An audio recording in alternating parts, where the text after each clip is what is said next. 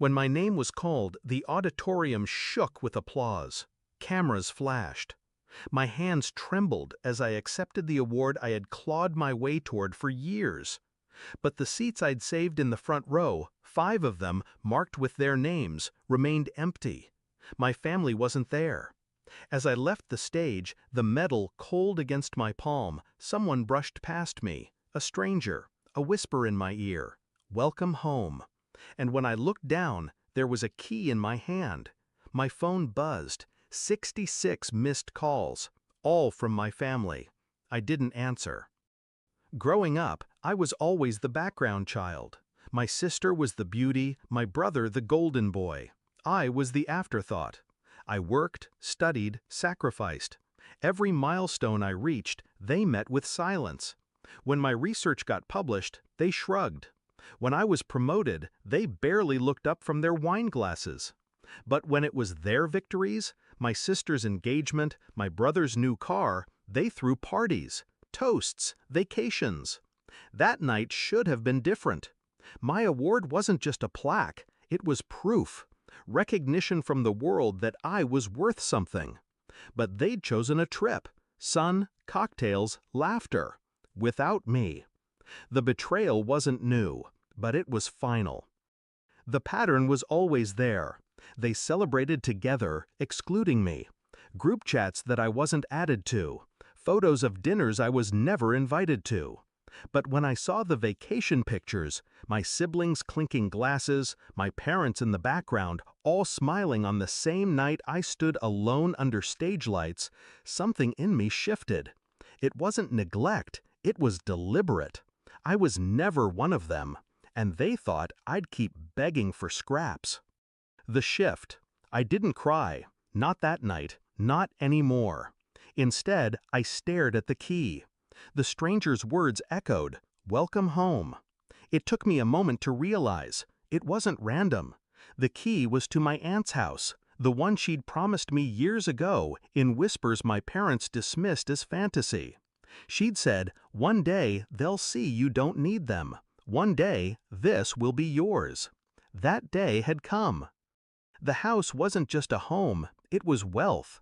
In her will, everything had been left to me, quietly, legally, unbreakably. The papers were finalized months earlier. My parents thought they were executors. They weren't. And the key wasn't just symbolic, it was real power. The next morning, while my family was still away, I moved in. My aunt's lawyer met me there, documents in hand. I signed everything. Bank accounts, properties, assets, all mine. By the time they landed from their trip, their cards were frozen, their access revoked. That explained the 66 missed calls. They thought I was still the forgotten child. They hadn't realized I was already the heir. The confrontation came 2 days later. They stormed up the driveway, sunburnt, angry, dragging their luggage behind them. My mother's voice was shrill. "What is going on? Why can't we access the accounts? Why is the lawyer saying you're in charge?" I opened the front door slowly. Calm, controlled. Because I am. My father's face went pale. My sister scoffed. My brother laughed like it was a joke. I handed them copies of the will, black and white, my aunt's signature, the court seal. Their laughter died. "You manipulated her," my father spat. "No," I said evenly. "She saw me. Something you never did." My sister's voice cracked. "This isn't fair." I almost smiled. Neither was missing my award night. But here we are. The unraveling was immediate. Without access to the accounts, their vacation debts hit hard. Creditors called. Their lifestyle, trips, restaurants, designer clothes, crumbled in weeks. They begged me for help, left voicemails filled with apologies that sounded more like demands.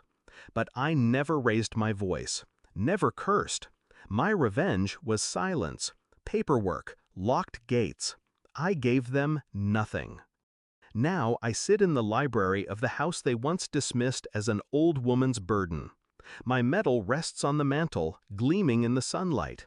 My phone still buzzes sometimes with their numbers. I let it ring. Because here's the truth. They taught me I was invisible.